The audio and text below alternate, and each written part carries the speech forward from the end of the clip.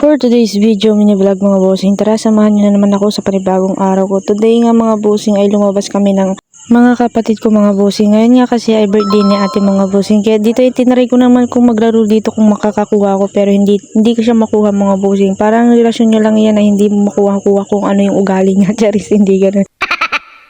At dito nga mga bossing ay sinamahan ko naman yung pamangkin ko dito na maglaro mga bossing ko kasi ay ayaw nung mami niya kaya ako na lang yung sumama tapos yung isa kong kapatid mga bossing. Kaya dito ay tinatalon-talon ko siya. At ayun nga mga bossing, ang saya-saya nga nung pamangkin ko nung tinatalon-talon ko siya dito mga bossing. Kaso nga lang umiiyak pa nga siya mga bossing nung una kasi nga ayaw niya pang makipaglaro mga bossing ko. Parang naninibago siya mga bossing kasi ang daming laruan dito mga bossing. Kaya dito mga bossing ay nagpaikot-ikot naman kami dito mga bossing na parang siya ikot-ikot ka tapos iniwan ka din. Ay, charis, hindi ganun.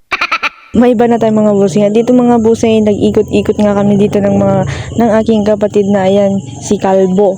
At ayun mga bossing, nagpaikot-ikot nga kami dyan. Naging bata tuloy ako dito for today, mga bossing.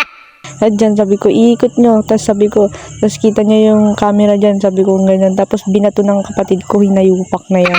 At dyan mga bossing, nahihilo na nga ako dyan. Kaya dito ay sumunod naman kami dito sa madami yung bola. At ayun nga yung kapatid ko ay humiga pa nga dyan mga bossing ko. At ayun mga bossing, sinumunod naman yung kapatid ko na magpadulas dyan. Pero ang bobo niya yan tuloy. Nauntog ang kanyang balakang mga bossing. At dito mga bossing ay dyan naman sinunod ko naman yung aking pamangkin na iduyan-duyan dyan sa kamukha niya. At ayun mga bossing, sumunod naman kami dito sa may parang madaming bato na parang buhangin. Basta ayun na yun. At dito nga mga bossing ay nakita ko yung mga kapatid ko nandyan nagre-refreshing. Dapat nga ako yung mag-refreshing dyan mga bossing kasi bukas ay may work na naman ako. At dito nga mga bossing, nagbigla na lang kami nagutom kaya dito bumili kami ng Dunkin doon na pang merenda namin mga bossing. Ngayon, naghanap kayo ng cake na i-regalo kay ate. Birthday niya kasi yung mga bossing ngayon. Kasi ngayon, nagpapagawa kami ng cake.